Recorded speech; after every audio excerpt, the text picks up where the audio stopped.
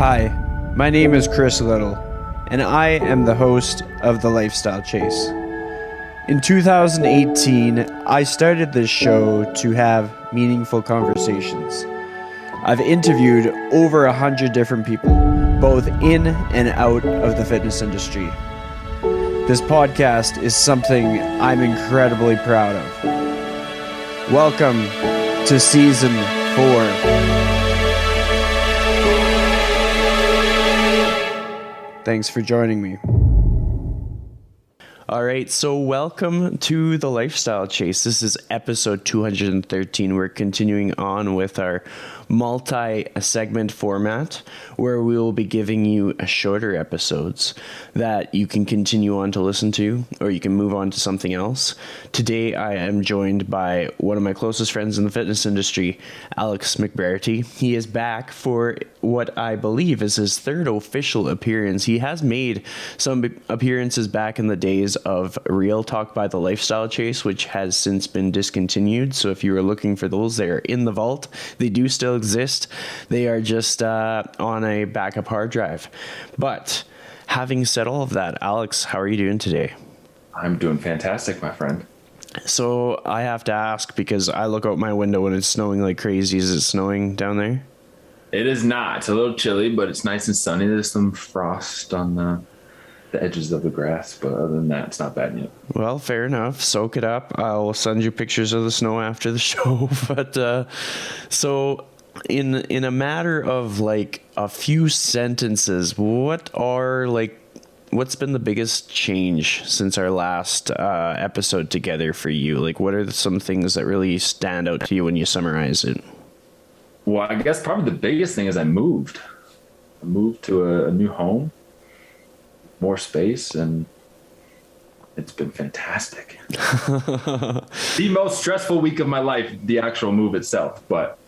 Well, I mean, I can imagine, but we're going to dive into some topics today that'll probably help people a lot with changes in their life and just with change in their mindset per se. I basically dropped the best clue possible for what we are going to talk about in this segment. Oftentimes when I look at your articles, when I look at your material, when I see how you coach your clients, you have a big focus on mindset and how it has an influence on people's life. And so I just wanted to unpack that with you today and expand on it. So I'm just going to turn the table over to you. Well, I'm glad that you're right. I talk a lot about mindset in all of the articles that I write and a lot of the conversations that I have. And it's a big part of my background, which any returning listeners may remember my psychology background. For those of you who are new, welcome. I have a psychology background. Thanks for being here. Nice t-shirt, by the way. Thank you. And so mindset is, in my own coaching practice, is something we focus really, really heavily on because it's such an important precursor to a lot of the changes that people actually want to make. And it's oftentimes one that's kind of neglected, or we want to jump right to the front of the line instead of kind of waiting our turn and doing the necessary foundational work to actually, no pun intended, but wrap our head around what it is we actually need to do to get there, right? And obviously, we're probably going to talk a lot about more specifics with regards to mindsets and what they are and which category we might fall into, but I think it's important to, again, in doing that foundational work, kind of set the stage for why it is mindset is so important and why it's such an integral part of that. And so interestingly, anyone who's starting a fitness program, they want to change their behaviors. They want to eat differently. They want to move differently. They want to look differently. They want to make these changes that require certain levels of action.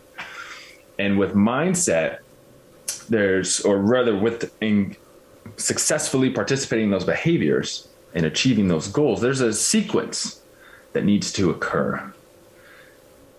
And that sequence ends with behavior, but it starts with mindset, right? So it's a 3-step sequence. It's mindset, it's attitudes or motivation, and then it's behavior.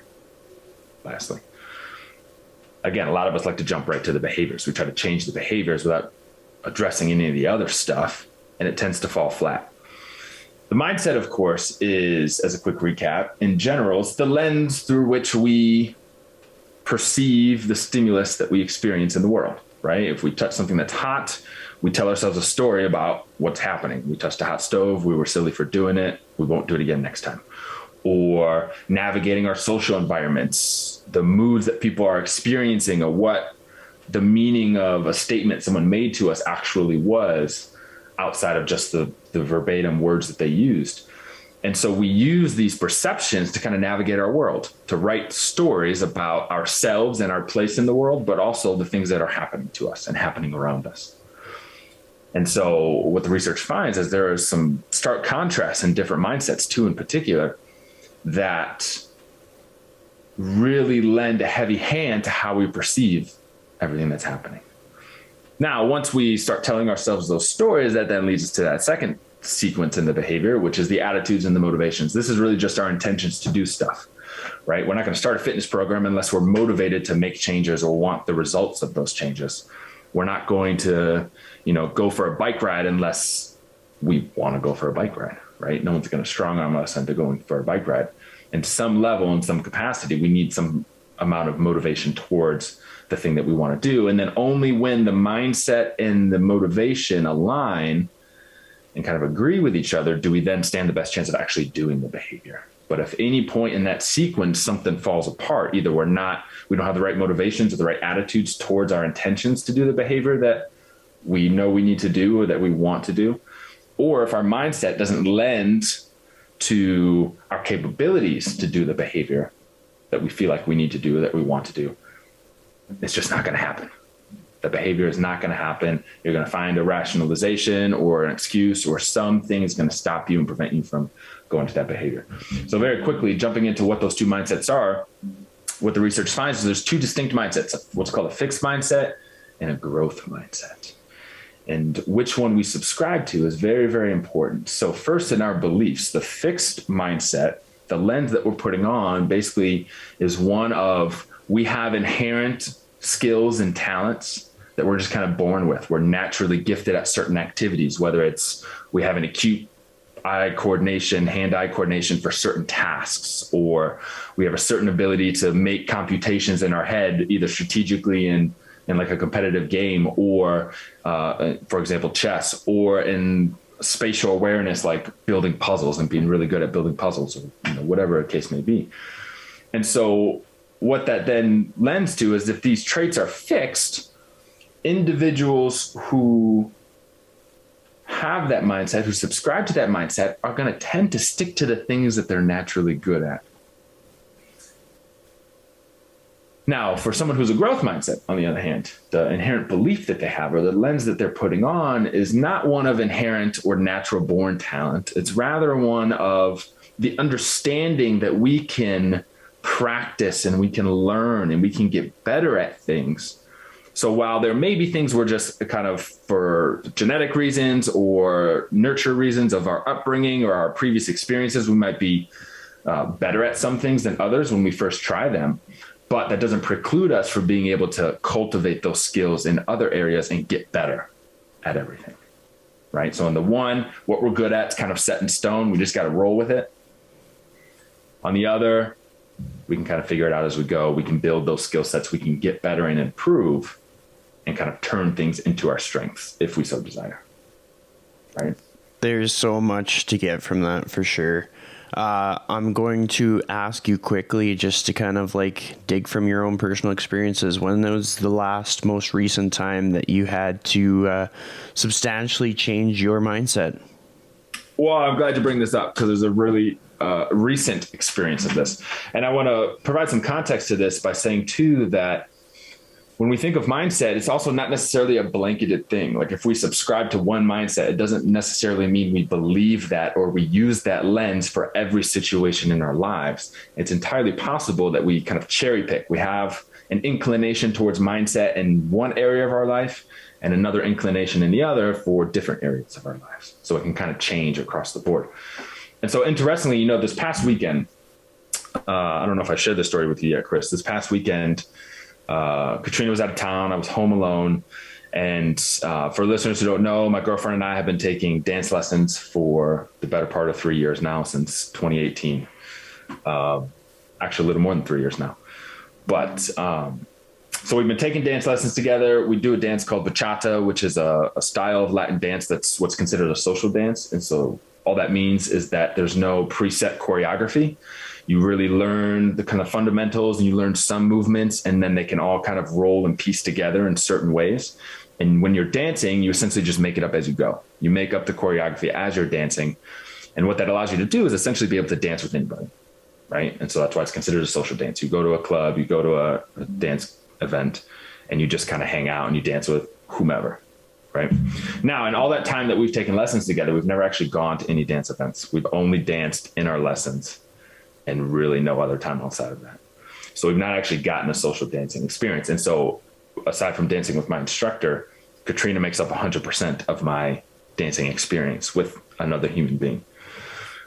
But on this weekend, and obviously due to COVID too, there's not a lot of dancing opportunities socially right now because of everything related to COVID. But our instructor was hosting a holiday dance party, something she used to do very frequently pre-COVID. Now it's been a lot more sporadic, and this was really her first event since.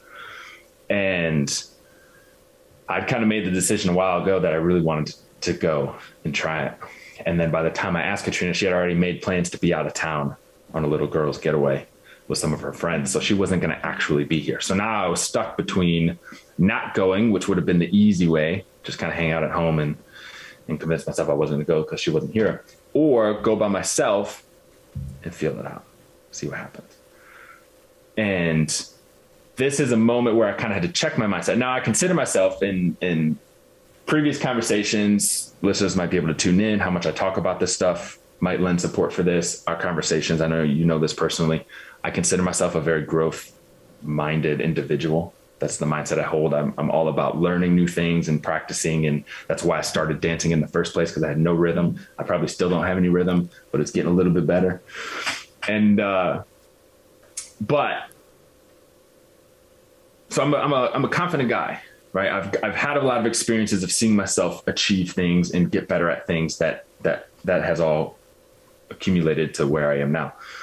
But the thought of going to this dance party by myself with, I don't know, there may have been 80 to 100 other people there at any given time who I didn't know. I didn't know a single person there except for the instructors. And interestingly, one of my clients was also there actually too. And to just dance with all of these strangers was something that I definitely had to check myself on, because it was scary. It was very fearful for me, because of a lot of, driving myself more towards that fixed mindset of, am I not good enough for this? Or are people going to judge me for not dancing well? And I mean, I've not just been doing this a couple of weeks. I've been doing this for a couple of years. So one would assume that that's a kind of a far out there belief, which is actually a very interesting point to what happens when we are acting based on these two mindsets, fixed and growth. So what I was experiencing when I had all that fear about going there and being afraid of what other people would think of my dancing really lends a good peek or spotlight into what happens when we fail, given these two sets of mindsets. So when we have a growth mindset, and our focus, again, our belief is that we can get better at things. We can grow, we can get better. When we fail at something, people with a growth mindset tend to take it as a learning opportunity, right? And so what we call this is an external causality. The reason for the failure is nothing inherent about me. It's something to do with either my preparation for this. Maybe I didn't practice my dancing enough.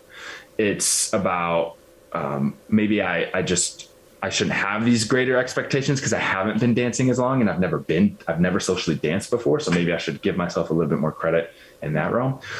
Or it's finding ways in which we can learn from those mistakes and those failures to then improve our practice and our acquisition of that skill later on so that we can come back and do it even better, right? So an athlete, say a tennis star who doesn't perform as well at Wimbledon or whatever the big tennis competition is that they're competing in, And they then take all of that information, the footage, the way they prepared for it, all of that, and they refine it and they make it better. So when they come back the next year and compete, they're going to do better than they did before. I love that. That's how someone with a growth mindset will. Someone with a fixed mindset, which is where I was at for this event, is one where, because those skills are inherent in us and they're fixed and we can't really do much to change it, what that means is when we fail, that then becomes a judgment about our abilities. So it's not, we have an internal causality. Instead of, I didn't prepare well enough for this event, it's, I'm just not that good of a dancer. I'm just not great at this activity. I shouldn't have high expectations because I'm never going to be great at this activity. So it's something inherent about us that, because it's fixed, is unchanging and we can't do anything about it. So now we're more afraid to fail, particularly in front of other people, because them watching us fail means they now have accurate judgment of our inabilities as a person. And that's some scary stuff, right? This is why people with a fixed mindset tend to be more apprehensive to try new activities that they've never done before, especially if it's around people they don't know, because there's that fear of judgment, of performing poorly. Whereas someone with a growth mindset who's really set in that is going to be more fearless in these events, because they're not worried about what other people are. They're just worried about mastering the activity and getting better at it. And so because they know they can improve, their poor performance now isn't a direct reflection of them as a person. In fact, what's more important is what they do with that. That's a better reflection of them, not their performance. Right? So someone with a growth mindset is going to have a mastery, what we call a goal orientation. They're just trying to get better at the activity than they were. They're only competing with themselves in previous attempts. Someone with a fixed mindset has a performance goal orientation. They just want to perform well. They want to win. They want to do better than everybody else. So with all of that being said, as we draw this segment to a close, if you were to come across someone who felt that they were in a fixed mindset, what tangible piece of advice would you have for them? So for someone who's struggling with a fixed mindset, the first thing I would do is I would challenge that belief of whether or not they are, what was the cause of their failure? Is it truly because they're not good enough at an activity? And most people who have a fixed mindset, and again, it can be for different things. Like I might have a growth mindset towards my fitness, and in this case had a fixed mindset towards my abilities to dance socially, right? So it can change. But so with that being said, someone who feels like they're suffering from a fixed mindset or being held back by that, I would then reflect on what are previous instances in your life when you've actually gotten better at something, where you've grown and you've learned and you've done better. Most people have an easy answer for this, and it's graduating high school, right? Most people learn a lot from the time they start in kindergarten to the time that they're graduating high school when they're 17, 18 years old. So any experiences we can draw of times we've already seen ourselves cultivate skills and get better at something, get better at a task, then lends further support to the reality of a growth mindset and less reality to the sense that we are unable to change ourselves in any sort of way. And then the other thing, of course, is we got to do the dang thing. Right. So fortunately, I went to that dance party by myself. I had a fantastic time. I danced for 3 hours straight. I danced with who knows how many people. It was a wonderful time. Everyone was kind. No one was judgmental. There were tons of people at different levels. There were people much better than me. There were people less better than me, or not as good. And it was a fantastic experience. And in hindsight, I realized how silly I was for having those beliefs. But the fact that I was able to check myself, and kind of on my drive there, I was doing the very thing that I'm talking about, kind of reminding myself that this is a moment of growth for me, right? This is how you get better at social dancing. You can't get better at socially dancing unless you do it, because everyone's movements are a little different. Everyone's styles a little bit different. Everyone's experience is a little bit different. So if you only dance with one person, you're only going to be able to dance with one person. But if you dance with other people, you become a better dancer, right? So reminding myself of that on the way there, and then just walking through the door when I got there, just kind of being brave in that instance and just being like, okay, I'm here. I got to do this. I can totally feel the nerves that a person would have going into something like that. And I can sense the hesitation a person might have in taking on that challenge, but I hope that they do. we're going to draw this episode to a close. We're going to reconnect for the next episode, which if you are listening to this as it gets released, the next episode will be out tomorrow. But without further ado, we will say goodbye for this one.